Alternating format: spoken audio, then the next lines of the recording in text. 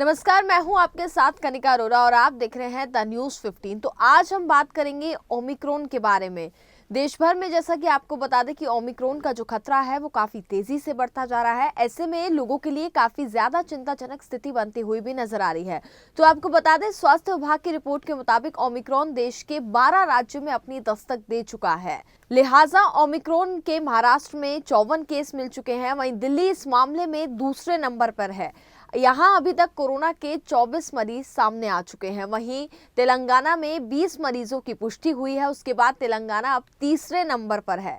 राजस्थान में 17, कर्नाटक में 14, गुजरात में 11, केरल में 11, आंध्र प्रदेश, चंडीगढ़, तमिलनाडु और पश्चिम बंगाल में 1 मरीज सामने आ चुके हैं। केंद्र ने ओमिक्रॉन को डेल्टा से 3 गुना ज्यादा संक्रामक बताते हुए रूम एक्टिव सलाह दी है। साथ ही कोरोना से जुड़े हर अपडेट पर नजर रखते हुए स्थानीय और जिला स्तर पर कड़े कदम उठाने के भी उन्होंने निर्देश दिए हैं। देश में ओमिक्रॉन के मामले तेजी से बढ़ रहे हैं। अब तक देश में 14 राज्यों में 220 केस सामने आ चुके हैं। ओमिक्रॉन के बढ़ते हुए मामलों को देखते हुए केंद्र सरकार ने राज्यों और केंद्र शासित प्रदेशों को पत्र लिखकर संक्रमण को रोकने के लिए कड़े कदम उठाने के निर्देश दिए हैं। अब सवाल ये भी है कि क्या वैक्सीन के दोनों डोज लेने के बाद भी लोग संक्रमित हो रहे हैं? एलएनजेपी अस्पताल के डायरेक्टर से मिली जानकारी के अनुसार ओमिक्रॉन के 20 मरीजों में से 18 मरीजों ने वैक्सीन के दोनों डोज लगवा लिए हैं, जबकि 2 मरीजों ने एक डोज लिया है। डॉक्टर सुरेश कुमार ने बताया कि अगर वैक्सीन की दोनों डोज लगवाई है तो मरीज को गंभीर समस्याएं नहीं होंगी। ओमिक्रॉन हुआ भी तो आईसीयू में नहीं जाना पड़ेगा, ऑक्सीजन लेवल भी सामान्य रहेगा और जल्द ही ठीक हो जाएंगे। अब हम बात करते हैं कि अब तक जिनमें लक्षण मिल चुके हैं उनकी हेल्थ फिलहाल कैसी है और उन्हें क्या क्या दिक्कतें हुई हैं। एलएनजेपी अस्पताल में भर्ती 20 मरीजों में से 18 मरीजों में बिल्कुल भी लक्षण नहीं थे, जबकि 2 मरीजों में लक्षण पाए गए हैं। हल्के लक्षण वाले मरीजों को ना तो बुखार था, ना सांस लेने में दिक्कत थी और ना ही कोई अन्य लक्षण पाया गया।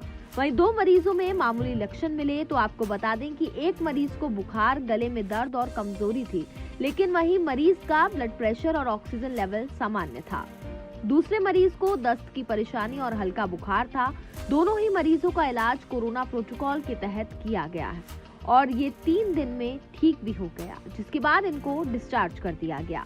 अब हम बात करते हैं, क्या दूसरी लहर जैसी समस्याएं भी सामने आ सकती हैं? डॉक्टर सुरेश ने बताया कि एलएनजेपी अस्पताल में भर्ती हुए ओमिक्रॉन के सभी 20 मरीजों में से एक भी मरीज को ऑक्सीजन, आईसीयू या लाइफ सपोर्ट की जरूरत महसूस नहीं हुई, जबकि इससे पहले कोरोना की दूसरी लहर में संक्रमित मरीजों को आईसीयू की जरूरत महसूस होती थी।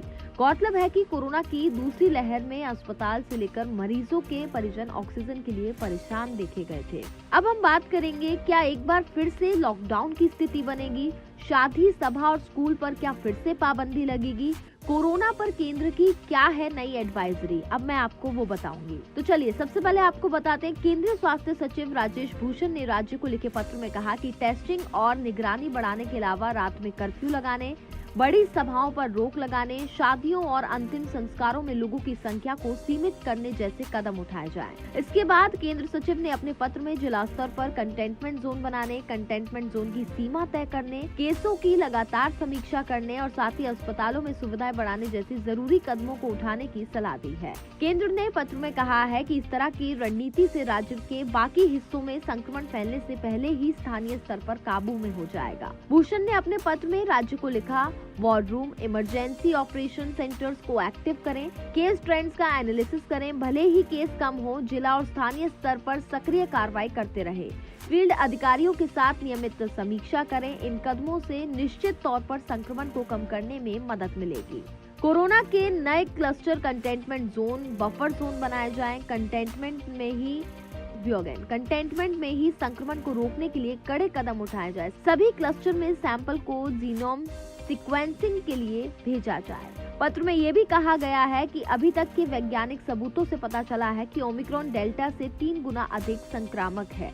इतना ही नहीं, भारत के कई हिस्सों में डेल्टा के भी केस सामने आ रहे हैं। केंद्र सरकार ने ये भी कहा कि स्थानीय और जिला स्तर पर राज्य सरकारों को दूरदर्शिता, डेटा एनालिसिस के साथ सख्त और त्वरित फैसला भी लेने की जरूरत है।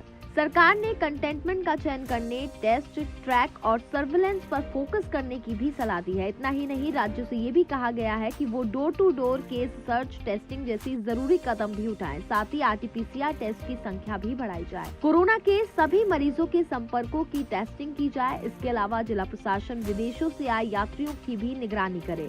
सभी राज्यों से बेड की संख्या बढ़ाने, एम्बुलेंस और अन्य मशीनरी बढ़ाने और ऑक्सीजन और दवाओं का बफर स्टॉक बढ़ाने की भी सलाह दी है। केंद्र ने कहा है कि ओमिक्रॉन को देखते हुए नेशनल क्लिनिक मैनेजमेंट प्रोटोकॉल में कोई बदलाव नहीं होगा। गाइडलाइन के मुताबिक होम आइसोलेशन के नियमों का कड़ाई से पालन कराया जाए। होम आइसोलेशन के वक्त कॉल सेंटर और होम विजिट के द्वारा उसकी जानकारी ली जाए। इस बात का खास ख्याल रखा जाए कि होम आइसोलेशन में रहने वाले व्यक्ति से अन्य लोगों में संक्रमण न फैले।